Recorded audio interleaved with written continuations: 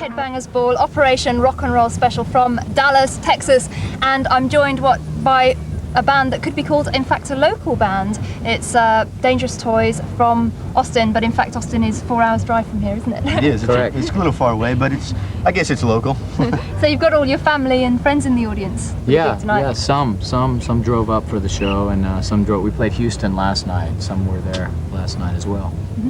Now, throughout your career, you've opened up for the likes of kind of Warrant, The Cult, Suicidal Tendencies. Now you're opening up for Alice Cooper and Judas Priest. Do you think the fact that you can open up for so many different bands indicates the kind of crossover appeal that Dangerous Toys sound can cross many boundaries? I think it's important to say the word crossover when you talk about Dangerous Toys, because all the bands you mentioned, none of those are alike, and really all the 5 bands on Operation Rock and Roll, the 3 you mentioned plus Metal Church and Motorhead, none of them are alike, and everybody's getting to do their own show, and do their own thing, and it's great that to have a chance to do that and still fit, have everything meshed together and mean something.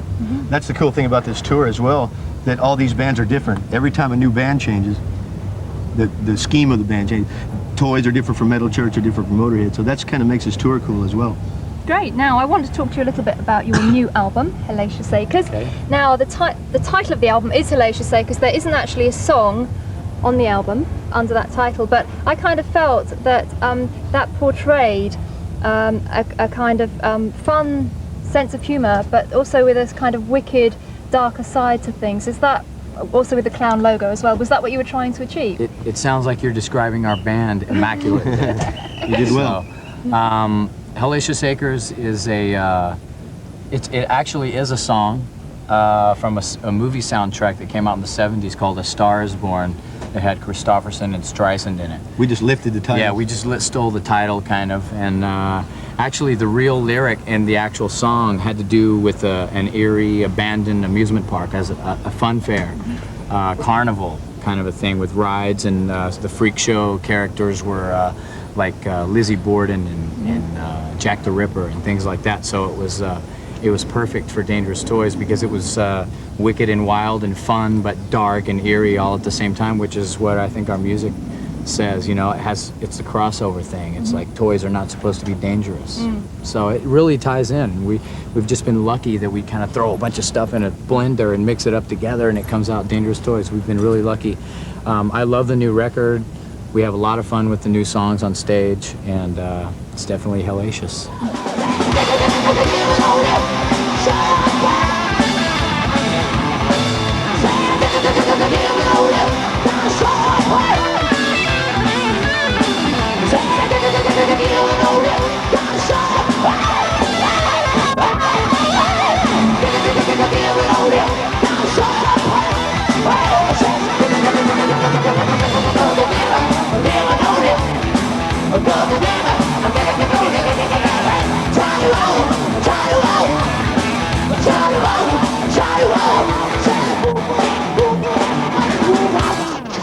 Now I felt that it was interesting that you chose a British producer again, only this time it was Roy Thomas Baker, famed for his work with Journey and Queen, of course, 2 great bands. Was there any significance that you wanted to use British producers, and how did he bring out the best in Dangerous Toys for Hellacious Acres? He's just a great guy, and when we met him, he understood our band, and he didn't try to change us. He didn't try to say, let me make this band into something else. He liked what we were about, and he liked our songs, and he was real genuine. And he was kind of a guy who made a vibe thing happen. And in the studio, he made us up and have good takes, and he was real excited, and it made us that way too, We've always worked with British producers. We did a lot of one-takers on this record, as opposed to the last record.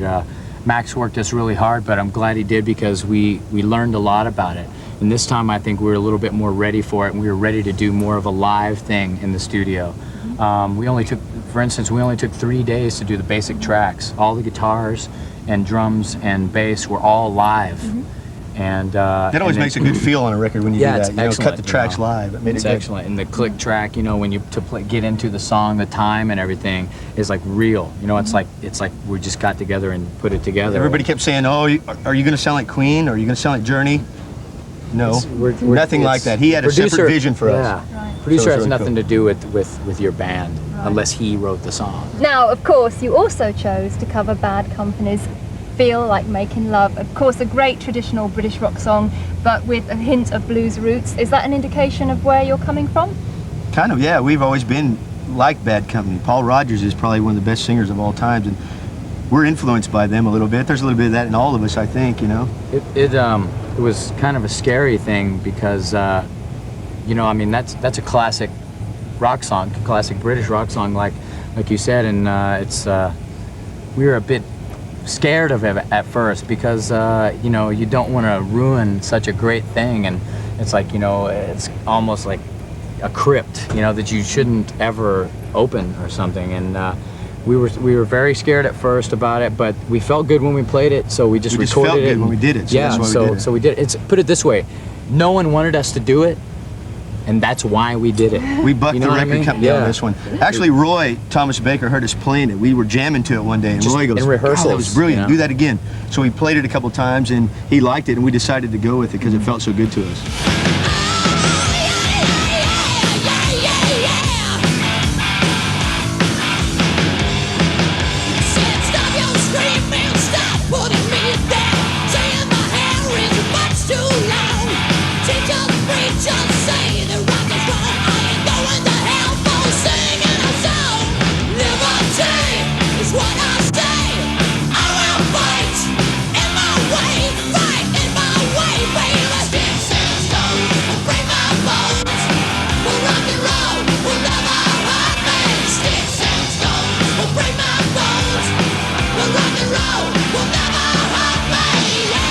Now, most of your songs deal with everyday subjects such as, you know, people being against you because you've got tattoos and long hair, things like that.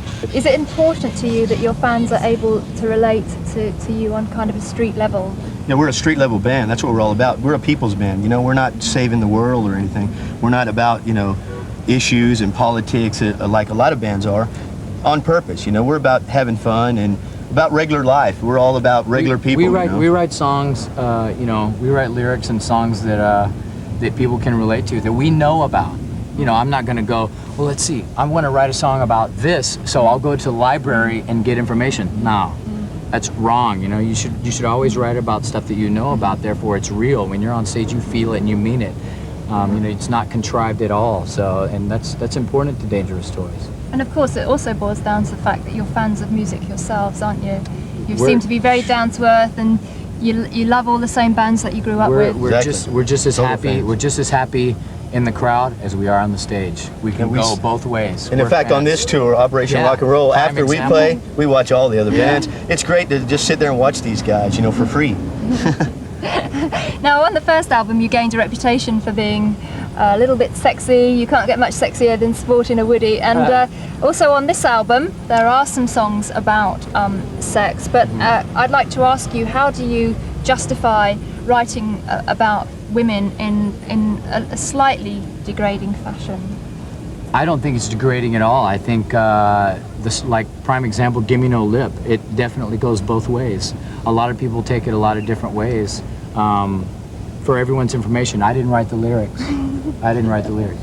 Mike, my bass player, wrote it. But then you think about, you know, Mike wrote Best of Friends, which is about, it's a true story about a friend of his, you know, who died, and it's a very sad situation. That can go both ways as well.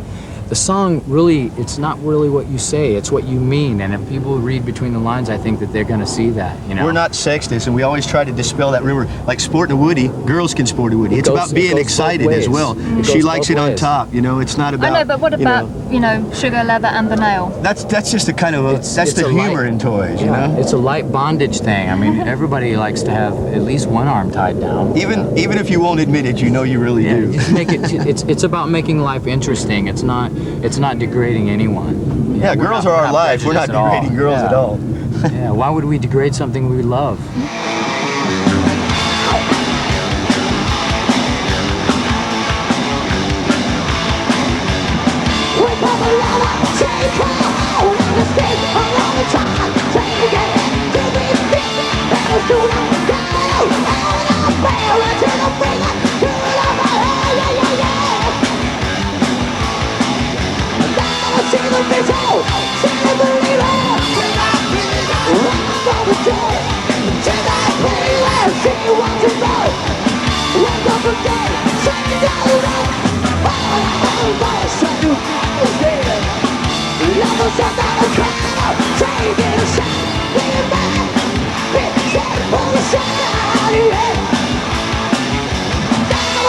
So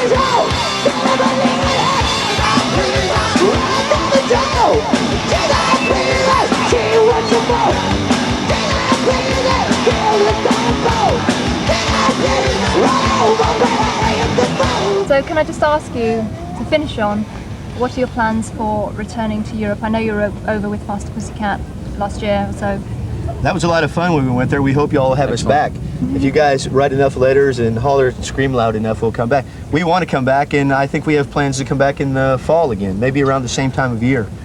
And I hope more of you come this time. Yeah, really. A lot of you missed us the last time. We were the opening band on a 3-band bill, and we got missed a few times. Come back and see us this time. I think you'll get a different opinion of Dangerous Toys this time around. It's important that they come back and see us this time because we've grown up a lot and learned a lot, and plus we want to come over again really bad. So. We have a lot of friends there, and we get a lot of mail, so we hope we come back real soon. We hope you'll have us.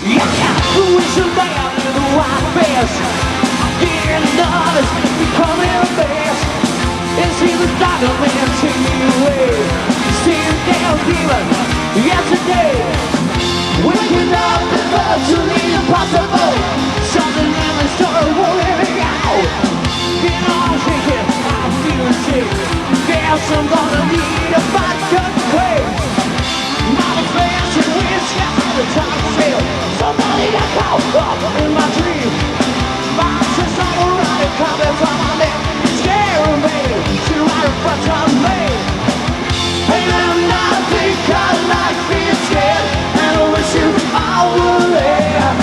Tomorrow if I get my sleep, I'll put my daddy's gullies. I hate it, feel like a ride in the dead shot of you. Why they get stressed? Who's the widow in his favorite mouth? Why does the creature feel so tight? Makes me cry on my face and bed. God, a man trying me another trick. Why am I starting to like this? You know it hasn't hurt me, but I still remind just wait. Baby, I'll be coming. And I think I'd like being scared, and I wish you all were there. Man, I really think that I did. Hello, I'm Mark Gary. And I'm Jason McMaster of Dangerous Toys. We just got off stage. We're in Dallas, Texas, and you are watching a special edition of Headbangers Ball, Operation Rock and Roll.